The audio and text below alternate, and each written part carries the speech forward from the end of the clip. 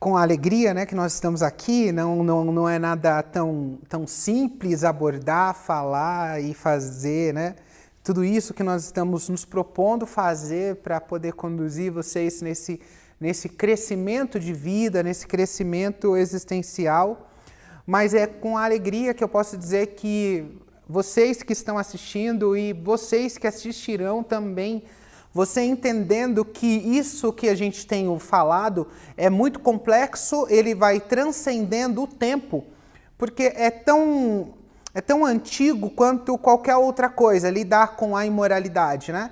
Lidar com a imoralidade, com essa questão toda, com a sexualidade, com o mundo, com os desejos, com os prazeres, com as vontades, lidar com o que emana de dentro de nós, lidar com as profundezas do nosso ser, são coisas que demandam da gente um pouco mais de intencionalidade, demanda da minha pessoa e da sua pessoa um pouco mais de debruçar, um pouco mais de tempo e um pouco mais de interesse. Para não perder tempo tanto aqui, eu quero adentrar vocês dentro do que eu pretendo falar com vocês essa noite. É impossível que consiga exaurir esse assunto, como é impossível que nós consigamos em pouco tempo exaurir qualquer outro assunto que foi tratado aqui. Por isso nós temos criado uma forma de tentar fazer o mais possível desse conteúdo para vocês. Nós temos criado meios de fazer com que vocês se tornem, não especialistas eu diria, né, mas que vocês se tornem conhecedores com profundidade disso que nós já temos há tantos anos adquirido com o tempo de estudo e com o tempo também de aprendizado. Para começar sobre a imoralidade e todas essas questões lidando com a sexualidade, inclusive a homossexualidade, que nós iremos trabalhar muito bem, eu já gostaria de pedir a você papel, caneta, atenção, desfoca de qualquer outro lugar. Entenda que nós vamos ter um momento específico aqui que eu vou ler o texto das Escrituras com vocês. Então é um momento de atenção máxima. Todo ruído que tiver em volta de você nesse momento, que você desconecte e que o seu coração esteja entregue nesse momento para que a palavra, tudo que for dito aqui, seja cravado no seu coração. Essa é a minha oração, esse é o meu pedido no nome de Jesus. Eu quero começar lendo com vocês o livro de 2 Pedro, no capítulo 2. Poderia ler Judas também, que é muito parecido com o que está escrito em 2 Pedro, mas eu vou por aqui para a gente começar a discorrer um pouco sobre o que o apóstolo Pedro estava nos ensinando ali anteriormente à sua morte. Assim como surgiram falsos profetas no meio do povo, também haverá falsos mestres entre vocês. Eles introduzirão heresias destruidoras, chegando a renegar o soberano Senhor que os resgatou, trazendo sobre si mesmo repentina destruição. E muitos seguirão as suas práticas libertinas, e por conta deles o caminho da verdade será difamado. Movidos por avareza, eles explorarão vocês com palavras fictícias, mas para eles a condenação decretada há muito tempo não tarda, e a destruição deles não caiu no esquecimento. Pois Deus não poupou anjos quando pecaram, mas lançou-os no inferno, prendeu-os com corrente de escuridão, reservando-os para o juízo. E ele não poupou o mundo antigo, mas preservou Noé, pregador da justiça, e mais 7 pessoas quando fez vir o dilúvio sobre o mundo dos ímpios. E reduziu a cinza toda a cidade de Sodoma e Gomorra, condenando as ruínas completa, tendo-as posto como exemplo do que viria a acontecer com os que vivessem impiamente. Mas livrou o justo Ló, que ficava aflito com a conduta libertina daqueles insubordinados. Porque esse homem justo, pelo que via e ouvia ao morar entre eles, atormentava sua alma justa, dia após dia, por conta das obras iníquas que eles praticavam. Assim o Senhor também sabe livrar da provação os piedosos e os que mantêm os injustos sob castigo, para o dia do juízo, especialmente aqueles que, segundo a carne, andam em desejos impuros e desprezam qualquer autoridade. Atrevidos, arrogantes, não temem difamar os gloriosos seres celestiais, ao passo que os anjos, embora maiores em força e poder, não proferem contra essas autoridades sentença difamatória na presença do Senhor. Esses, porém, como animais irracionais, seres guiados pelo instinto e que nascem para ser capturados e mortos, falam mal daquilo que não entendem. Na sua destruição também hão de ser destruídos. Receberão injustiça como pagamento pela injustiça que praticam. Encontram prazer na satisfação dos seus desejos libertinos em pleno dia. Como manchas e defeitos, encontram satisfação nas suas próprias mentiras, enquanto se banqueteiam com vocês. Eles têm os olhos cheios de adultério, são insaciáveis no pecado. Enganam almas inconstantes e têm um coração exercitado na avareza. Essa gente maldita. Tendo abandonado o reto caminho, desviaram-se pelo caminho de Balaão, filho de Beor, que amou o pagamento pela injustiça. Mas ele foi repreendido pela sua transgressão, um animal de carga mudo, falando com voz humana, refreou a insensatez do profeta. E estes tais são como fontes sem águas, névoas levada pela tempestade, para os quais está reservada a mais profunda escuridão. Porque falando em arrogância, palavras sem conteúdo, enganam com desejos libertinos de natureza carnal aqueles que de fato estão se afastando dos que vivem no erro, prometendo-lhes a liberdade quando eles mesmos são escravos da corrupção. Pois aquele que é vencido fica escravo do vencedor. Portanto, se depois de terem escapado da contaminação do mundo mediante conhecimento do Senhor e Salvador Jesus, e se deixam enredar de novo e são vencidos, o seu último estado se torna pior do que o primeiro. Pois teria sido melhor que eles nunca tivessem conhecido o caminho da justiça do que após conhecê-lo voltar atrás e se afastar do santo mandamento que lhe havia sido ordenado. Com eles aconteceu o que diz certo provérbio muito verdadeiro. O cão volta ao vômito e a porca lavada volta a rolar na lama. Aqui está em 2 Pedro, mas no começo aqui eu quero fazer só uma reflexão aqui em Judas com vocês. Logo no começo que ele diz assim. Judas é só um capítulo, né? No versículo 3 diz: Amados, quando eu empenhava-me para escrever-lhes a respeito da salvação que temos em comum, senti que era necessário corresponder-me com vocês para exortá-los a viver pela fé, que uma vez por todas foi entregue aos santos, pois certos indivíduos cuja sentença da condenação foi promulgada há muito tempo se infiltrou no meio de vocês sem serem notados. São pessoas ímpias que transformam em libertinagem a graça do nosso Deus e negam o nosso único Senhor e Salvador Jesus Cristo.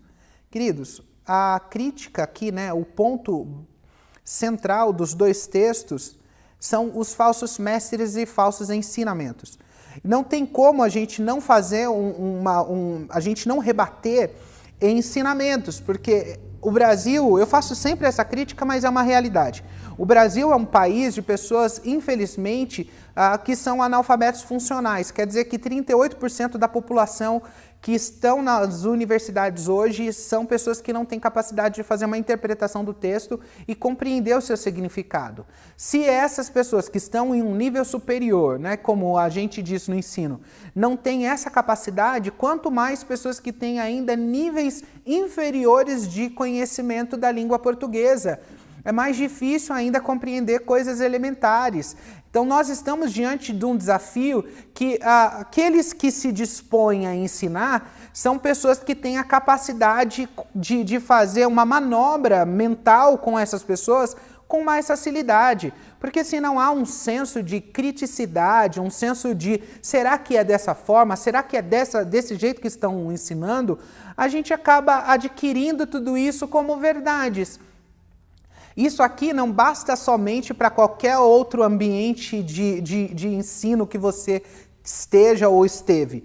Isso aqui é válido para qualquer lugar, até mesmo para aquilo que eu estou dizendo para vocês. Estou trazendo para vocês o texto bíblico, mas deve haver coerência entre o texto e entre o que eu falo. Porque caso contrário, vocês poderiam claramente com as escrituras rebater o que eu estou dizendo. E isso não é ser... não respeitar a autoridade que eu tenho sobre o assunto. A autoridade máxima é as escrituras. Então nós precisamos ter essa compreensão que no mundo foram infiltrados. E aqui o apóstolo Pedro está dizendo que era do meio deles, como antigamente tinham se infiltrado falsos profetas ensinando sonhos, revelações e coisas fraudulentas ao povo. Agora no nosso tempo, que aqui é o tempo de Pedro, né? Iriam entrar falsos mestres, falsos ensinos, falsas realidades, seriam heresias que iriam destruir as pessoas, que iam negar a soberania do nosso Deus. Queridos, aqui a gente está pensando mais ou menos num cálculo, mais ou menos por volta do século 60 para baixo da primeira época. A gente está pensando logo depois da morte de Jesus, uns 20, 30 anos, que essa carta foi escrita, antes mesmo de Jerusalém ser destruída em 70 pela invasão dos romanos ali, né, por conta do imperador. Antes disso acontecer, ele estava nos ensinando uma verdade que não parou de se materializar em tempo algum. E agora, no século XXI, onde nós tivemos, a partir do século XVI, século XVII, século XVIII, século XIX em diante, nós tivemos uma infiltração de ensinos contrários àquilo que nós estamos deparados, que é a palavra de Deus. E uma das críticas mais contundentes, nós podemos ver aqui, é justamente a crítica à moralidade. Quer dizer que agora há uma relativização, porque o que até então nós aprendemos como imoral em nossa sociedade não tem mais o peso mais de imoralidade.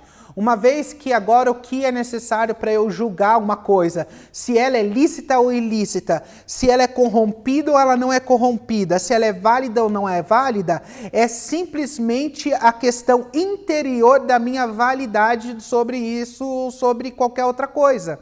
Então é a partir de mim, a partir daquilo que eu sinto com relação a alguma coisa, é que vai me dizer se um ato é moral ou um ato é imoral. Por isso que quando a gente vai pensar em moralidade, não tem como a gente não entender que todos os lugares que nós passarmos do conhecimento, eles vão dizer que a moralidade é uma coisa relativa a partir da perspectiva de cada pessoa, ou a partir de onde você está tirando o seu lugar de aprendizado.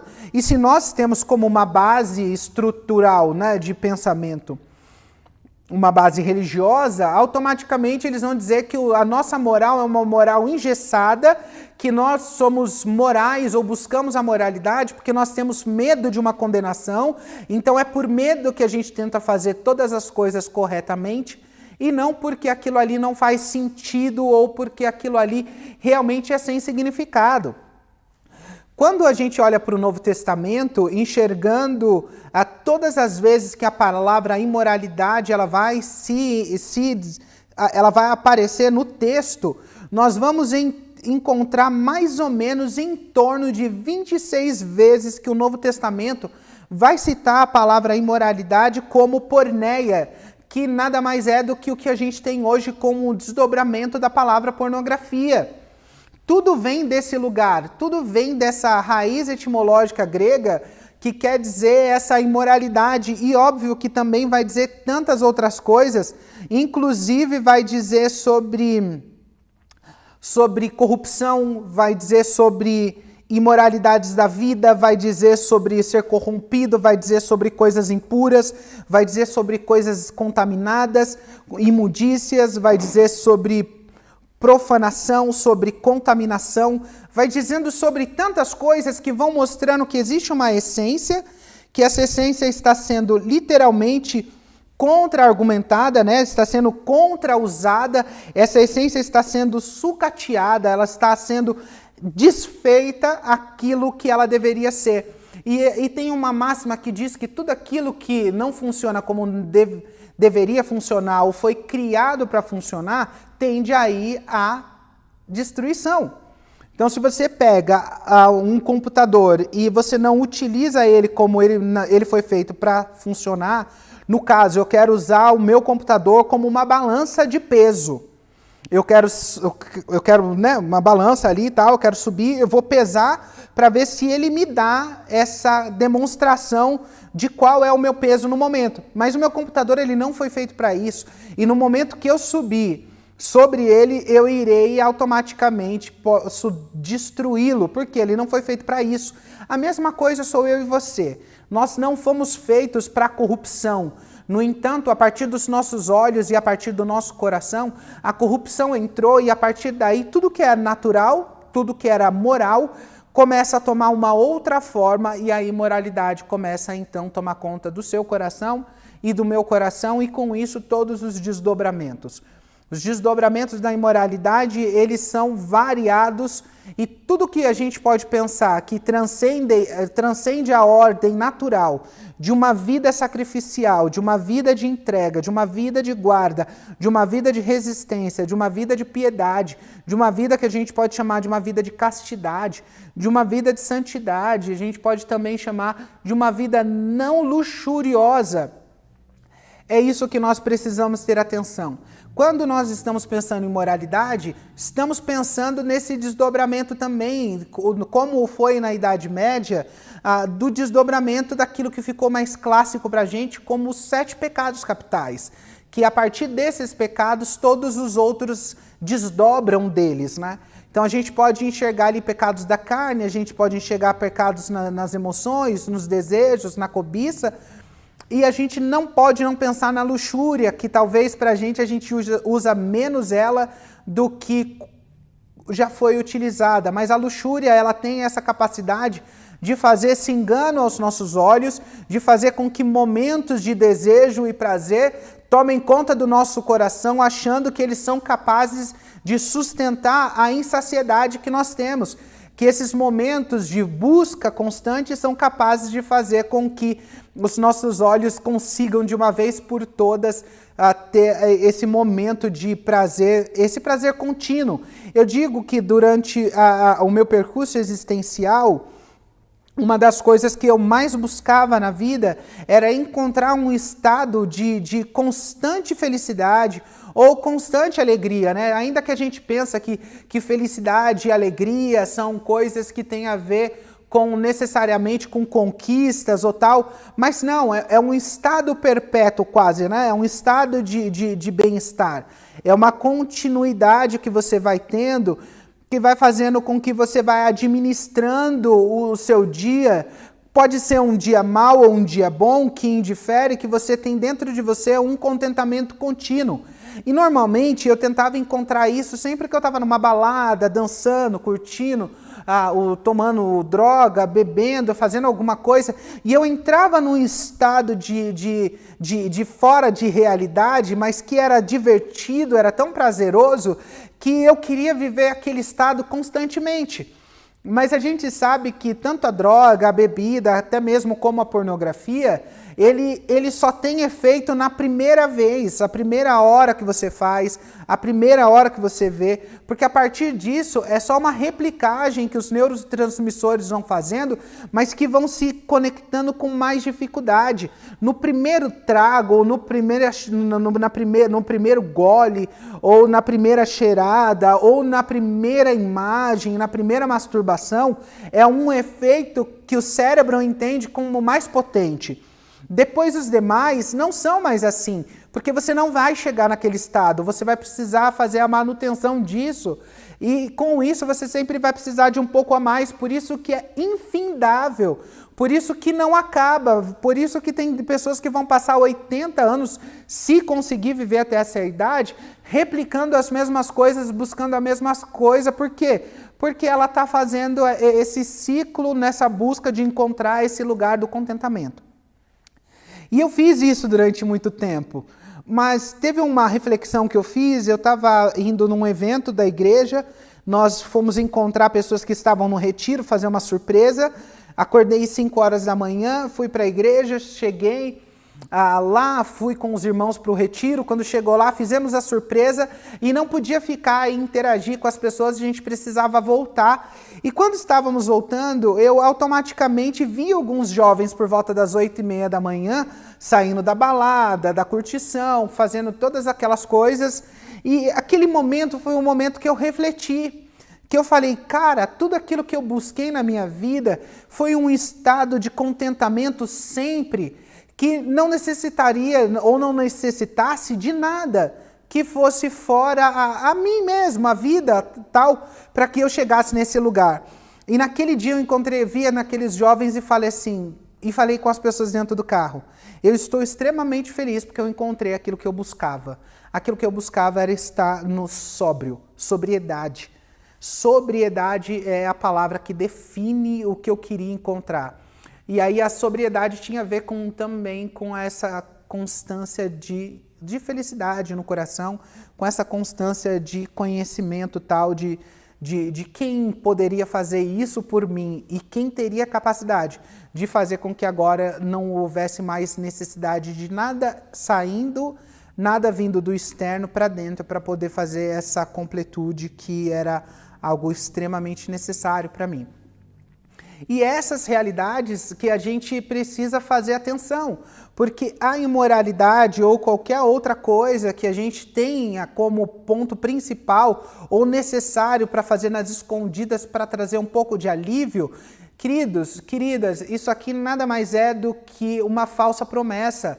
É eu prometer para você aquilo que eu não posso te dar. E quando eu me deparo com essa realidade, eu preciso entender que contra um fato objetivo, que é conseguir através disso tudo, da pornografia, da prostituição, do adultério, de ter muitas pessoas, chegar no ápice da redenção existencial e conseguir chegar nesse lugar sóbrio e equilibrado, sinto muito, você não vai conseguir fazer isso, porque existe um ciclo que ele vai tomando forma, um ciclo maligno que ele vai fazendo com que você vai entrando sem que você perceba, porque do começo é jovem, é adolescente, é criança, isso vai fazendo quase que um desdobramento meio que natural de sensações que você não tinha.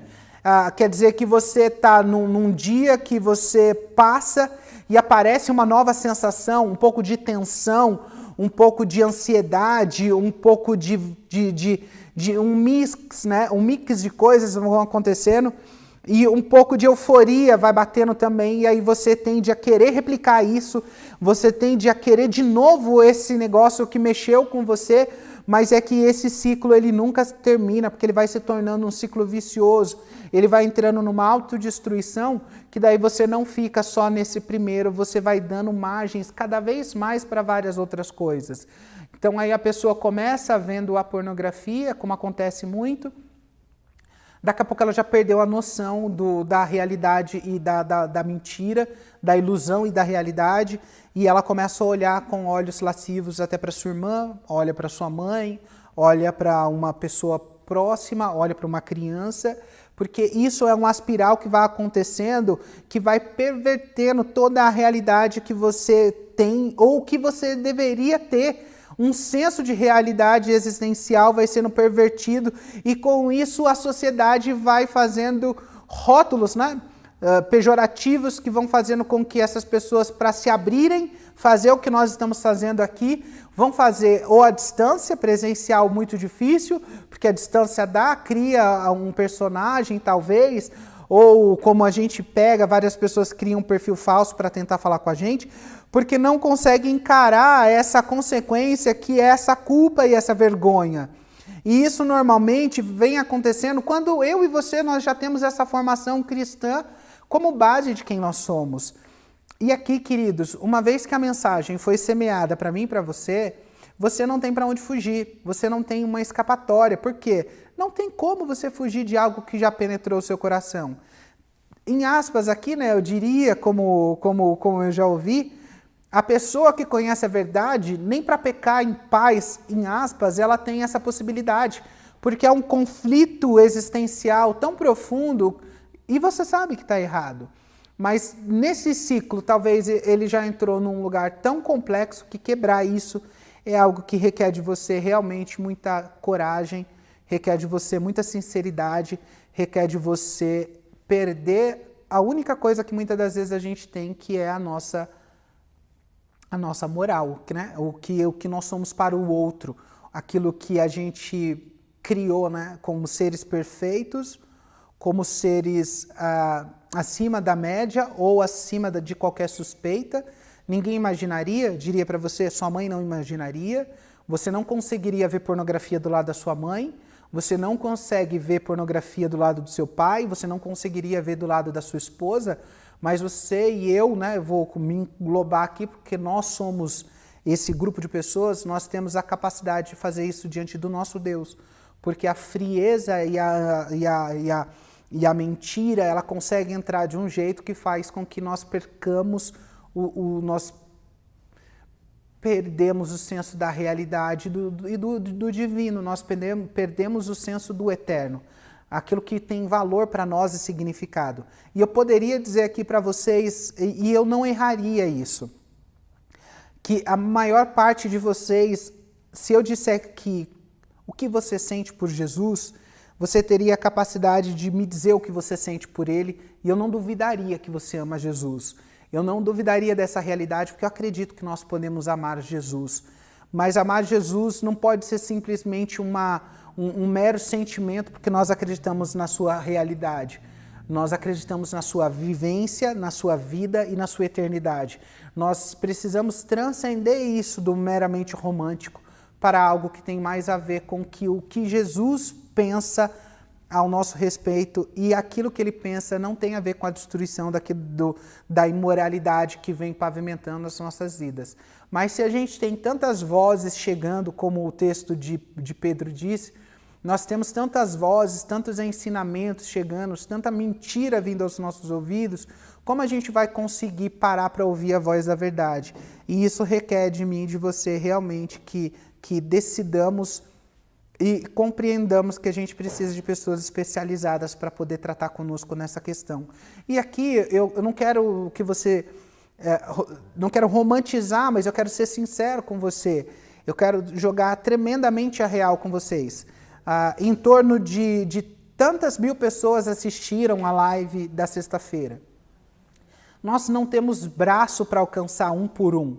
Mas nós criamos uma forma de tentar alcançar mais pessoas no ensino coletivo. Porque se o nosso problema é de ensino, o que nós estamos propondo é refazer um ensino que faça com que os valores, virtudes, façam parte da nossa vida. Então, ser solteiro é uma bênção, ser uma pessoa que se guardou é uma bênção, e trazer de volta esses valores que não tem a ver com fraqueza ou proibição.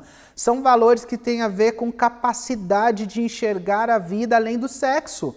Porque o que a nossa sociedade fez, o que a revolução sexual fez, foi fazer a gente enxergar a vida a partir do desejo. E eu estou pensando, lógico, Freud aqui, que tudo para ele, todo o impulso dele existencial, ele acreditava que estava no desejo, que foi reprimido durante muitos anos pela Igreja Católica, mas que os pensadores entenderam que quem domina o sexo domina a população, domina o povo, domina a política, domina todas as coisas. E a partir, então, do momento que a gente estoura as resistências da sexualidade e os valores existenciais que tem contido na pureza, a gente consegue fazer com a sociedade que a gente quiser, e o que a gente tem visto é isso. Uma sociedade que tem perdido as suas capacidades de se enxergar, né? E aí tudo vira a partir desse elixir, né?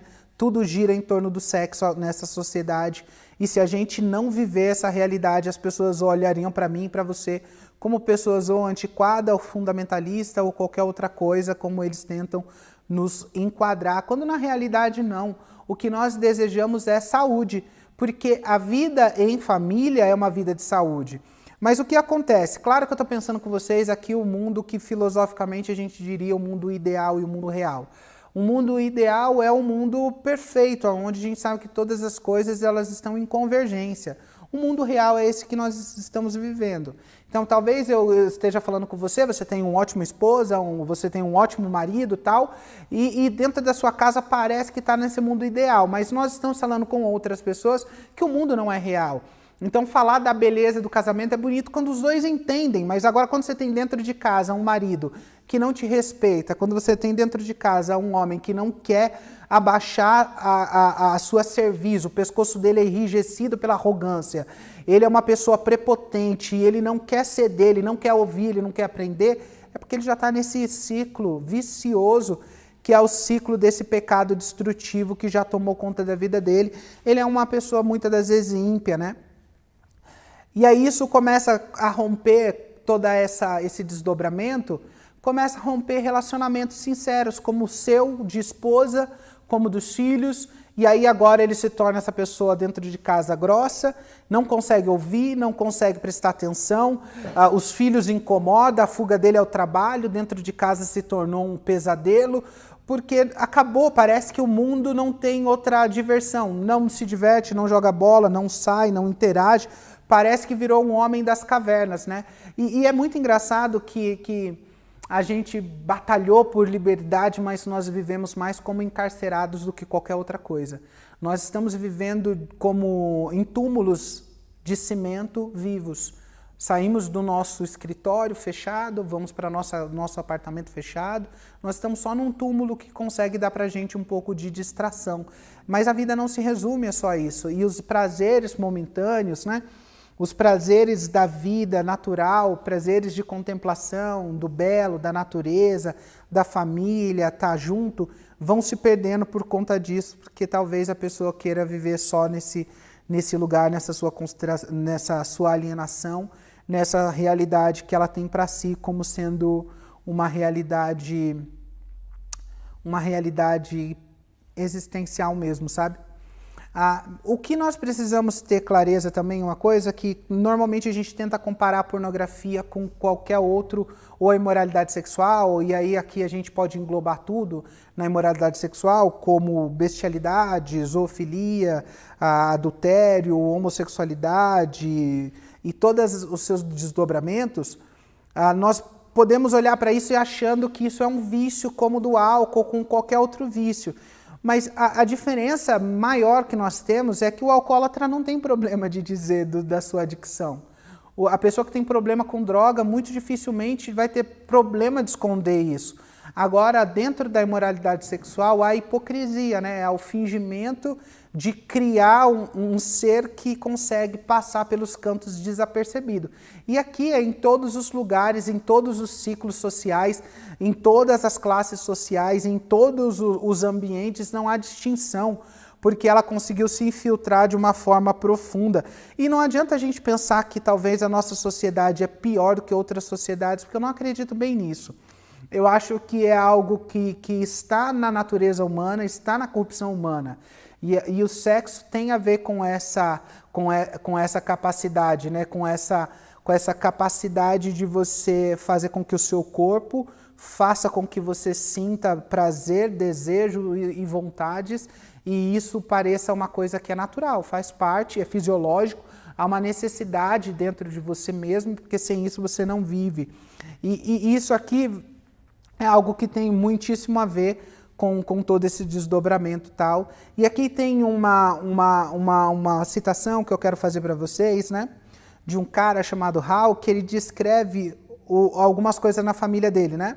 Então a família dele, ela começou a viver numa alienação da família, ele começou a viver numa alienação da família, como nunca antes ele tinha percebido. Foi somente quando ele fez ele começou a perceber que ele tinha obsessão egocêntrica com o sexo, e ele resolveu manipular a esposa para a esposa também entrar nessa realidade, e ela começou a fazer oposição, mas depois ele começou a persuadir. E uma das coisas que a gente mais encontra, né, é isso, eles vão fazendo essas persuasão, e uma das coisas que a pessoa que está vivendo a imoralidade sexual, ele vai tentar de todos os jeitos fazer, é colocar a culpa nos outros. Quer dizer que ele está preso nesse hábito, que é um mau hábito, e agora ele começa a olhar para as pessoas em volta dizendo, não, o problema foi do meu pai, o problema é da minha mãe, o problema é da minha esposa não me corresponde, porque eu tenho vontade, ela não tem, eu quero fazer, ela não quer. E aí muitas das vezes o que é mais engraçado, eu fui uma garota de programa, no caso, né, eu fui um transexual, vivi na transexualidade e fui pago para fazer sexo, a coisa que eu sei mais hoje, com a misericórdia de Deus, eu conheço da palavra de Deus, mas com a profundidade de causa, eu sei o que um homem é capaz de fazer quando ele está nas vontades de fazer os seus voyeurismo e todas as suas coisas. O quanto que ele é capaz de não pensar em qualquer coisa quando ele está naquele momento de querer dar uma gozada, como a gente diria. Eu me deparei com a prostituição, né? A pornografia, eu conheci ela muito cedo. Eu conheci ela com 7 anos de idade, mas já tive os primeiros contatos sexuais com crianças que não eram crianças, né? Eu era criança, mas eram adolescentes, é onde hoje eu tenho frisado muito para pais e mães terem atenção, não em adultos, mas em adolescentes, que os adolescentes são extremamente pecaminosos e eles são extremamente impuros, mas a gente olha para um adolescente e acha que ele não tem maldade, e aqui eu estou falando até de pré-adolescente, partiu 11, 12, 13 anos, eles já têm até menos malícia suficiente para manipular, fazer aquilo que eles bem entendem. E eu já me deparei com essa realidade muito cedo, então comecei a viver a sexualidade, encontros, garotos, durante o discorrer da minha infância, com tanta naturalidade para mim como se fosse algo normal da minha vida. Então o sexo ele conseguiu deturpar aquilo que eu disse no nosso vídeo, ele conseguiu deturpar a minha capacidade de sentir emoção. E a minha capacidade de querer me entregar um amor que transcende a mim. Porque a pornografia vai fazer você pensar só em você, você vai querer na imoralidade sexual só pensar em ti e sem lembrar que existe uma outra pessoa. Sem querer se entregar para o sofrimento do amor. O amor é sofrer. Se amor é sofrer, a entrega disso vai fazer com que você sofra, vai fazer com que você renuncie a você. Eu digo, tem uma frase que eu falei ela e ficou muito marcada, que o amor nada mais é do que a renúncia do seu direito. É eu dizer que eu tenho o direito de fazer isso, mas por amor eu não faço. Isso quer dizer que eu abro mão, mas quando a imoralidade sexual e todos os desdobramentos que vêm com ela na sua vida começa então necrosar o seu coração e as suas emoções, você vai dando passos cada vez mais profundos. Com 15 anos eu tive a minha primeira experiência literalmente sexual e depois eu fui nessas diversões da adolescência, eu vi um cara que estava eu saí de um bar, esse cara passou, olhou para mim, ele estava no carro, eu lembro até hoje, era um polo antigo, era um polo antigo tal, e ele olhou para mim e quando ele parou o carro, na época o salário mínimo era R$198, e veio na minha cabeça, automático, saiu dos meus lábios, se ele me desse R$25, eu sairia com ele, e esse cara me deu os R$25, e ali eu comecei a fazer sexo a pagamento aos 15 anos, e eu parei de fazer sexo a pagamento somente aos 27 anos, depois de 12 anos. A partir dali eu descobri de tudo que você possa imaginar. Eu descobri líderes, pastores, todas as pessoas que estavam vivendo essa dupla realidade, mas ainda estavam os homens casados, que era a maior parte dos clientes. Então eu entendo a dinâmica que leva esses homens a essa obscuridade, leva eles a esse lugar de esconderijo, levam eles a esse lugar onde ninguém vê, onde a família está bonitinha, onde a capa da heterossexualidade, da diversão ou da perversão é escondida, porque a família e a heterossexualidade dele encobre essa realidade, então ele começa a se camuflar. E eu vou dizer para vocês um chute aqui bem alto, mas eu acredito que bem certeiro. Se nós temos na população em torno de 2 a 3 ou 4% da população que tem problema na homossexualidade, transexualidade, enfim, no mundo, eu quero dizer para vocês que 94% das pessoas que vão estar no inferno são heterossexuais. Quero dizer para você, sem medo de errar, a condenação vai se bater mais em cima deles. E por que muitas das vezes bate em cima deles? E principalmente nos homens? Porque eles conseguem esconder com mais facilidade, eles não têm coragem de enfrentar o seu problema, jogar a real, jogar as cartas, porque eles são orgulhosos por essência.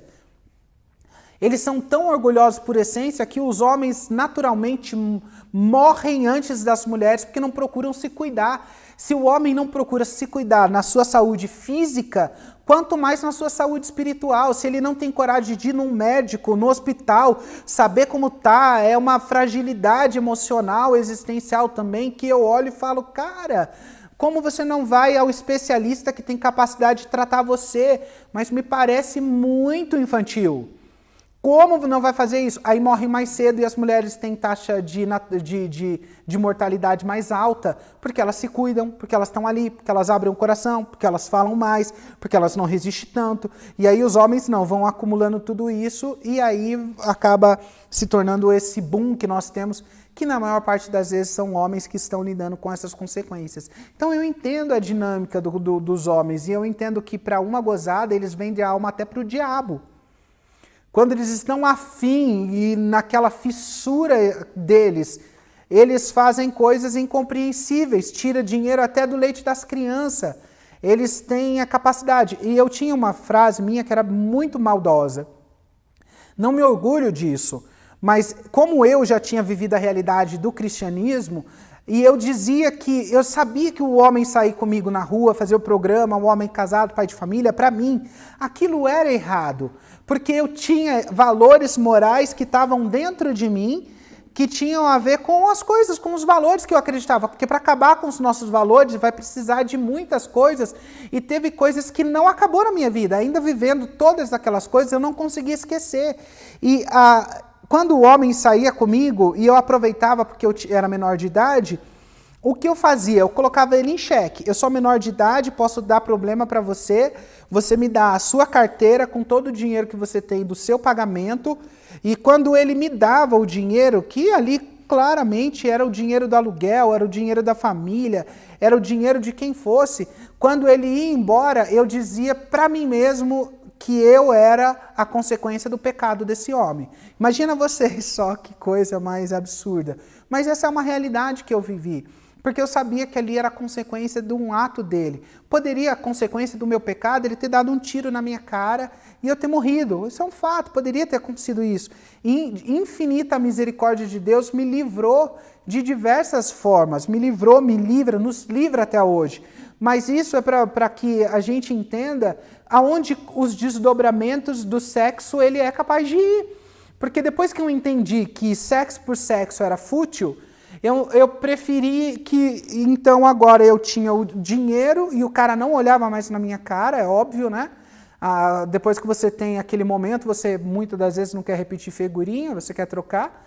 E eu entendia que a melhor forma de vencer aquilo era que ele me pagasse. Pelo menos no outro dia eu comprava uma bolsa, um sapato, um óculos, um anel, ou qualquer coisa, eu ia para um restaurante comer com o dinheiro dele, não estava nem ligando para a cara dele.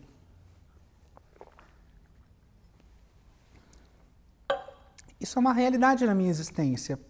Isso é uma realidade na minha vida. Isso foi uma realidade na minha vida. Então, eu olhar para trás, para toda essa questão me traz muita reflexão. Por quê? É um desdobramento. E você sabe como desdobrou para você. Eu sei o que Jesus fez para poder me livrar. Então, o apóstolo Pedro, no final da carta, ele está dizendo isso. O esforço, né? Como Jesus, o que Jesus fez, mas no final é como se o porco voltasse a rolar na lama e o porco volta a ir no chiqueiro e a porca na lama. Porque isso aqui é uma reflexão que a gente precisa fazer de que é possível que a gente volte estágios e fazendo coisas que não é do agrado de Deus. E nós precisamos não deixar que as mentiras entram. Lidando na questão da homossexualidade, é mais nítido ainda como os falsos mestres têm entrado, como os falsos mestres eles têm a capacidade de subverter. Porque um falso mestre pega a Bíblia e vai dizer que Jesus disse que ele é o amor, e o amor de Jesus é o amor humanista dos nossos dias. Mas não, queridos, o amor de Jesus não é um amor humanista, e o amor de Deus não é como a gente entende nos dias de hoje, que a gente diz que Deus nos ama, Deus ama todos, mas é mentira, não é uma verdade. Deus não ama todas as pessoas. Deus amou o mundo de tal maneira que Ele deu o seu Filho. Esse verbo amou está no passado, não é um verbo contínuo no presente. Isso quer dizer que nós precisamos compreender que o ato de amor dele foi feito. E agora aqueles que não estão sob a proteção do sangue de Jesus, que é o que nos imuniza da ira de Deus, não são os amorezinhos de Deus, mas são passivos da ira do Deus Altíssimo, que como o texto mostrou para a gente, Deus vai revelar a sua ira, como revelou no tempo de Noé, destruindo povos, como ele destruiu a cidade de Sodoma, Gomorra, e como ele também vai vir em juízo. Não tem como romantizar o amor como nós estamos vendo humanista com o amor das Escrituras. São coisas distintas. A teologia fundamenta a nossa visão de espiritualidade. Não é o humanismo secular, ateísta, que define para mim e para você o que é. Por isso que a homossexualidade, então, ela parte agora de ser algo que durante muito tempo veio como um crime, então não acho que é crime, veio como um desvio moral, é um desvio moral, e foi com o tempo tomando formas e sendo alterada. Então começou de crime, depois deixa de ser crime porque era uma patologia, sai da patologia e agora entra como algo natural e movimenta o mundo todo num lobby trazendo contra a moral cristã formas de conseguir estourar resistências para que de uma vez por todas os falsos mestres consigam colocar os seus ensinamentos. Então, pensando a homossexualidade aqui, a homossexualidade nada mais é do que uma variação antinatural causada pelo pecado. A homossexualidade ela precisa ser tratada no seu lugar, é por isso que eles têm tanto ódio quando a gente diz que ela é um pecado. E é um pecado, isso aqui é válido para quem crê no cristianismo. Se uma pessoa não crê no cristianismo, mas que bulufas você vai colocar na sua cabeça o que nós estamos dizendo. E aqui é uma narrativa, é uma retórica que vai dizendo que, por conta do nosso discurso, aumenta-se o ódio e a discriminação, mas isso é mentira, isso é lorota. Que há a discriminação e há ódio, eu entendo que há. Mas o que tem de problema entre a comunidade gay, a comunidade LGBTQIA+, é algo que neles não tem capacidade de vir dizer. Então tem briga, tem morte, tem preconceito, tem discriminação, tem tudo isso. Mas eles estão usando narrativas para fazer com que a gente acredite. E aí eu vou dizer para você, vale a pena acreditar em ideias criadas, nessas mentiras inventadas para poder nos enganar? Há quase 2000 anos o apóstolo Pedro estava dizendo para a gente que falsos mestres se infiltrariam e ensinariam todas essas coisas. E, queridos, eu acredito que vai chegar num tempo onde nada disso fará tanto barulho como está fazendo hoje. Hoje a internet jogou para fora toda essa realidade e a gente consegue falar sobre imoralidade sexual, pecados sexuais, homossexualidade, tudo isso, mas daqui a uns 30 anos isso daqui já vai estar batido, precisa estar. É óbvio que, como eu disse no começo, com a ignorância de muitas pessoas, a gente ainda tem que falar coisas elementares, como se tatuagem é pecado, como se isso ou se aquilo.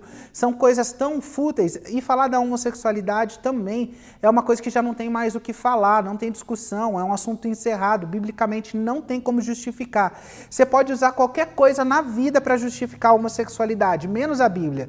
Porque é desonestidade com a Bíblia utilizar ela e colocar nela aquilo que ela não está dizendo. É ser muito desonesto. E nesse ciclo todo que a gente vai fazendo, vamos também, né, esses desdobramentos, a gente sempre vai procurar culpados. E eu acho que em alguns casos, sim, existem pessoas que são culpadas. Principalmente quem como a gente falou, né? Eu esqueci de uma coisa na outra live que precisa ficar muito atento no nosso coração. Eu estava falando da tatuagem da mente na outra live, nós precisamos entender que existe pessoas que fazem a tatuagem na nossa mente. E se você é uma dessas pessoas, que você tocou indevidamente em alguém, você abriu uma pessoa para viver uma imoralidade sexual, você expôs essa pessoa, e principalmente, se você fez isso com uma criança, com um adolescente, com uma menina, eu acredito que é o momento de você se arrepender no profundo do seu coração de você ter manchado, imaculado a vida de uma pessoa. Porque a gente pensa, né, nas pessoas sofrendo, mas esquece que muitos sofredores são sofredores porque tiveram os seus abusadores. E os abusadores estão espalhados por todos os lugares, pais, tios, primos, enfim, estão espalhados e nós precisamos enfrentar. E se você é essa pessoa, chegou a hora de você parar e de você, de uma vez por todas, se arrepender. Porque a marca feita numa pessoa, que você é o causador, você deveria clamar a misericórdia de Deus sobre a sua vida. Tem uma marca também que é característica da imoralidade sexual com todos os seus desdobramentos, que é a manipulação. Essa pessoa ela acaba se tornando uma pessoa que manipula em todos os lugares, uma vez que ela é sempre culpa das outras pessoas e essa pessoa começa a justificar e ela vai usando de artifícios cada vez mais egoístas para tentar atacar. E aqui a esposa é uma das pessoas mais atacadas, ela não pode questionar o porquê ele está atrasado ou o que ele estava fazendo, porque ele já vai dizendo, você não confia em mim, você não acredita em mim, e ela começa a sofrer toda essa realidade e ele vai usando um monte de subterfúgio para tentar convencer ela de que ela precisa acreditar nele, e muitas das vezes para evitar os problemas ela acaba fazendo isso. Mas querido, você precisa entender que você precisa parar com essa manipulação, que isso é demoníaco. Qualquer manipulação é feitiçaria, qualquer feitiçaria é pecado. Se você intencionalmente sabe o que você quer fazer com uma pessoa, na sua inocência, ou com um coração aberto, pronto para te ouvir, e você sabe que tem a capacidade de fazer isso, você está cometendo uma feitiçaria, um pecado, e você precisa se arrepender disso, porque Deus não vai deixar essas coisas passarem sem uma sentença. O Salomão disse uma coisa muito pesada que nós precisamos entender. Que o homem de Belial, ou o homem das trevas, ele é um homem vicioso e ele anda em perversidade da sua boca. Quer dizer que ele tem o seu vício, ele é homem das trevas e com a sua boca ele vai criando esse ambiente, manipulando todas as coisas. E ele acena com os olhos, ele fala com os pés, faz sinal com os dedos. E a perversidade no seu coração, e todo o tempo ele maquina o mal e ele anda semeando contendas. Ele quer não ser descoberto, ele quer passar desapercebido, ele quer conseguir fazer com que ninguém se ligue em toda essa realidade.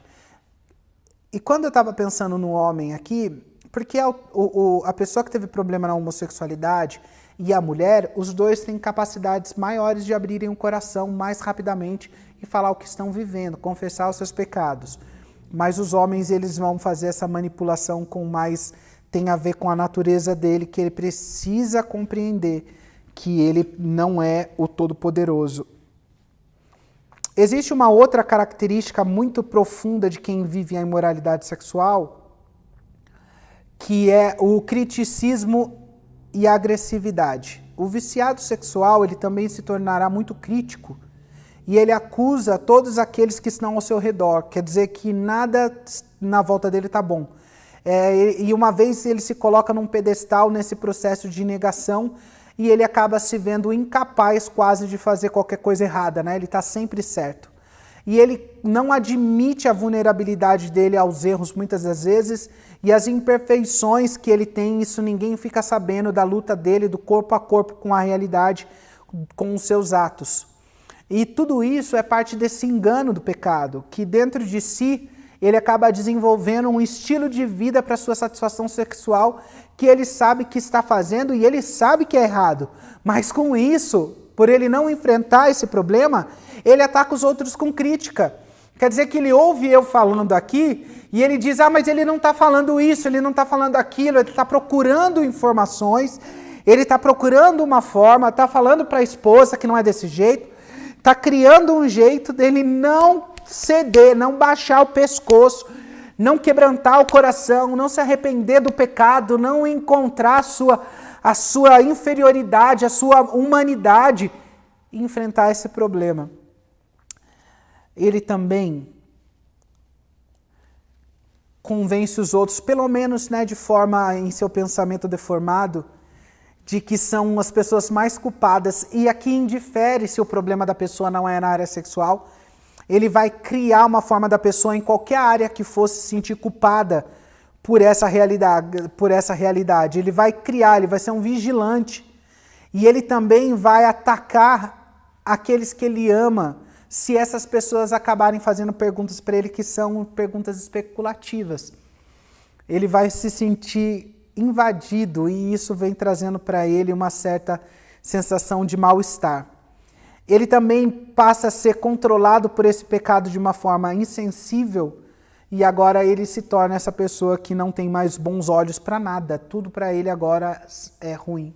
E quem sofre, claro, é os seus animais de estimação, seu cachorrinho, sua esposa, seus filhos. E o tempo todo esse senso de vergonha vem sempre reforçando esse senso que ele tem dentro, não assume, mas de indignidade, né? Que ele é indigno. No entanto, o que essas pessoas em comum elas fazem? Que em vez de elas irem para Cristo, como aquele que tem a capacidade, aquele que consegue fazer com que isso seja alterado, ele vai tentar lidar com isso e tentar um senso presunçoso de enfrentamento através do seu valor próprio, que nada mais é do que justiça própria, traço de imundícia. Eu consigo, não sou viciado. Eu consigo, isso não me afeta. Eu consigo, isso não tem problema. E aí é um desdobramento que a gente precisa ter atenção. É um desdobramento de autossuficiência que é a busca da ruína. Queridos, queridas, é trágico, né? É uma realidade trágica, é uma realidade que precisa ser enfrentada. A diferença da imoralidade sexual, no caso, para pessoas que têm uma vida heterossexual, eu vou dizer assim, é porque você precisa lidar com o pecado. Agora, quando nós estamos lidando na homossexualidade, que é um outro ponto também que nós precisamos pensar, é que na homossexualidade, em vez de você só lidar com o pecado em si, você precisa lidar com isso agora que parece que mesclou entre quem você é e aquilo que você está fazendo. Então parece que é uma coisa só. Parece que você e o pecado da homossexualidade se tornaram uma pessoa. Por isso que a luta política faz com que você defenda uma bandeira de causa. Eu sou gay, faz com que você assuma para si algo que muitas das vezes não é nenhuma verdade. Porque eu vou discordar de pessoas que querem afirmar que você é aquilo, porque a maior parte das pessoas são aquilo ali. Porque a bandeira política de defesa de um movimento é que você precisa ser parte dessa realidade e você precisa ser essa identidade também com o seu pecado. E eu discordo. Nós não somos o que sentimos, nós somos além disso. O sentimento só é uma das questões de quem nós somos. Nós não precisamos aqui, como as pessoas dizem, sair do armário e assumir sexualidade alguma. Nós precisamos entender que diante do Evangelho, diante da consciência cristã, diante da palavra de Deus, nós precisamos confessar o nosso pecado e não assumir identidade alguma. Não assumir para nós uma bandeira, uma luta ou qualquer outra coisa que seja. Nós precisamos claramente confessar o nosso pecado e não tomar isso parte de para quem somos. E nós precisamos também lembrar, na questão específica da homossexualidade, que com o tempo essa pessoa vai precisar aprender a ser quem ela é. É engraçado pensar nisso, né? Mas eu, como vivi e falei para vocês a transexualidade, esse conflito de ser ou não ser, de quem eu sou, para mim eu consigo entender ele muito claramente por conta dessas duas realidades. Mas hoje eu não tenho dificuldade de me enxergar homem, né? Até brinco demais com os meus amigos e o que a gente mais faz é brincar com toda essa realidade. Porque eu sei quem eu sou. Eu sei quem Deus me fez e eu não preciso de um padrão específico de masculinidade para ser homem. Mas eu preciso, acima de qualquer realidade, acreditar nisso.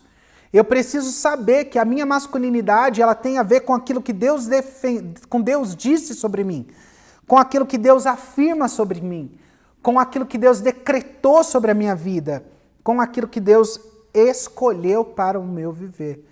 Ele escolheu que eu fosse homem. Se Deus quisesse que eu tivesse nascido mulher, eu teria nascido mulher. Mas eu nasci um homem por conta da sua soberana vontade, por conta daquilo que Ele sabe que é o ideal para a minha existência, e eu agradeço a Deus, glorifico a Deus por isso, e amo ser homem, né? Amo ser eu,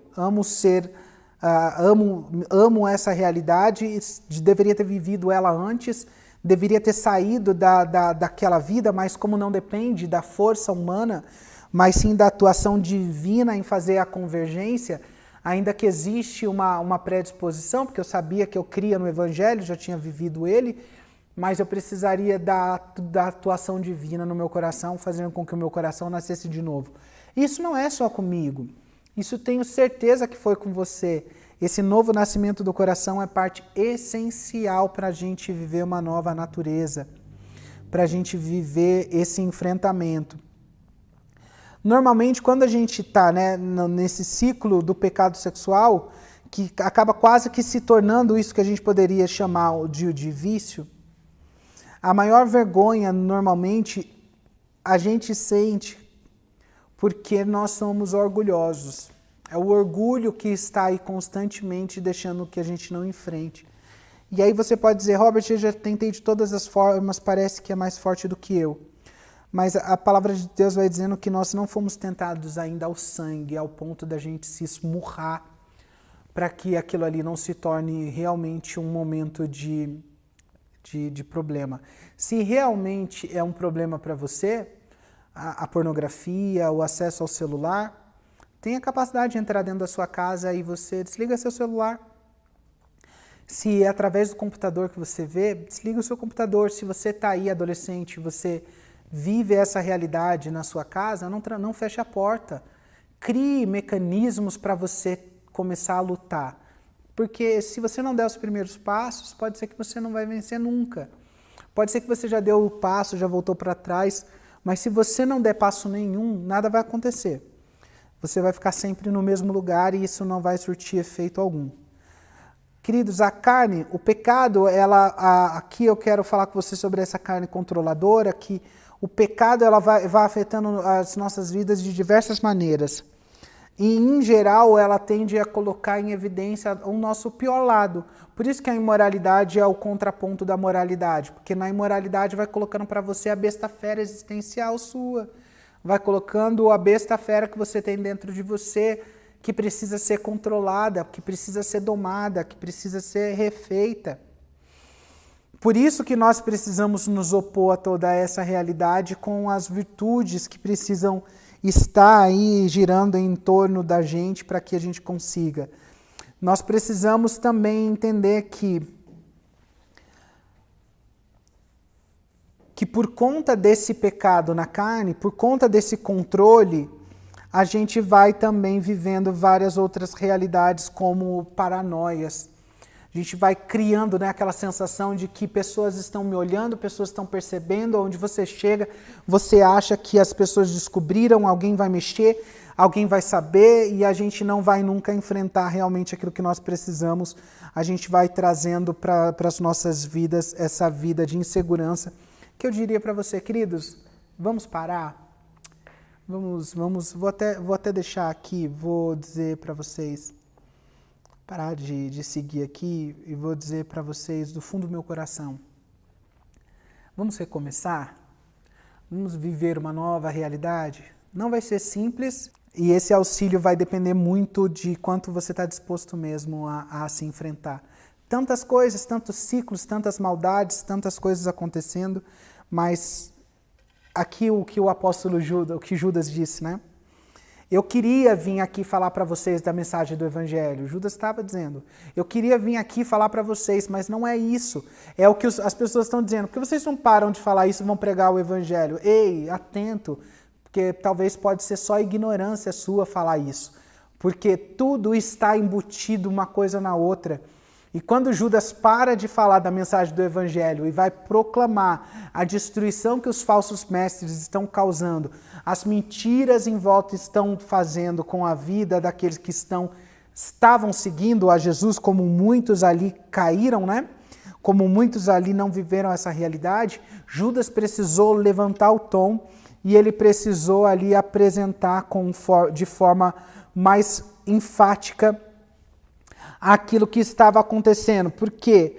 Porque as pessoas estavam cientes do que estava acontecendo e elas lembravam, elas sabiam. No entanto, Judas vai dizer que Jesus tirou essas pessoas lá do Egito, né, da podridão, de toda aquela realidade que eles viviam.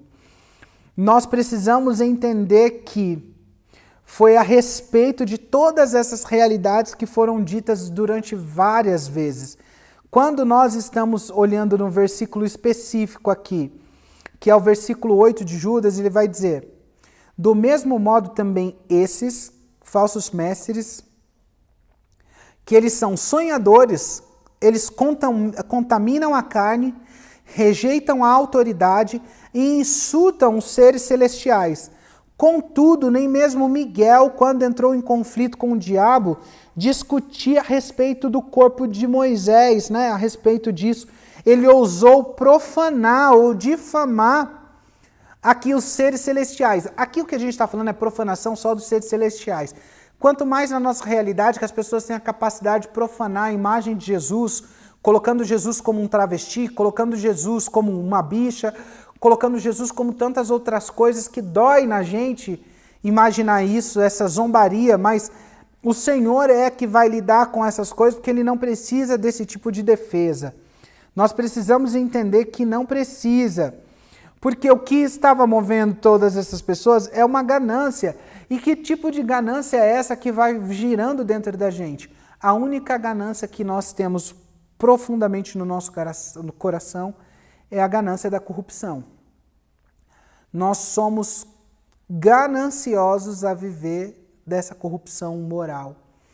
Nós somos tentados a viver tudo isso. E aqui eu quero deixar para vocês uma dica, para vocês lerem. Aqui, ó, esse livro. Deixar aqui uma dica para vocês. Vou dar uma aproximada aqui. Aproximo nessa, aproximo na outra. Nessa mesmo? Aqui, ó. Vale a pena uma leitura, é básica, é um livro pequenininho, sobre Desejo e Engano, o verdadeiro preço da nova tolerância sexual, Albert Moller, vale a pena vocês lerem. Indicação do pastor Anderson, não tinha visto, mas folheei quase a metade dele hoje de tarde para poder conversar com vocês. Então vale a pena, porque nós precisamos estar nesse momento fazendo essas reflexões e tal, porque a gente não tem como ser intolerantes, né? Nós não temos como ser tolerantes diante de todas essas coisas, porque precisamos entender que a boca vive falando grandes arrogâncias muitas das vezes e adula os outros por motivos interesseiros. E se nós quiséssemos, né, aqui no Sexy Church, se a gente quisesse adular você, a gente não estava confrontando o seu coração. Se a gente tivesse interesse, queridos, uma mensagem de sexualidade onde faz você refletir, viver uma nova realidade não é lucrativo, tá? Deixa eu dizer primeiro para vocês isso, que isso não produz lucro nenhum. Ao contrário, só produz trabalho, cansaço, pesquisa, tempo, conselho e várias horas ali dedicadas a entender que, como eu vivi essa realidade em primeira pessoa, vivi a prostituição, fui transexual, vivi sexo com outros homens, vivi da prostituição, vivi toda essa realidade. A palavra de Deus diz que aquele que muito ama, aquele que muito é perdoado, muito ama. Então eu tenho que dizer isso para vocês, que é por amor que a gente faz todas essas coisas.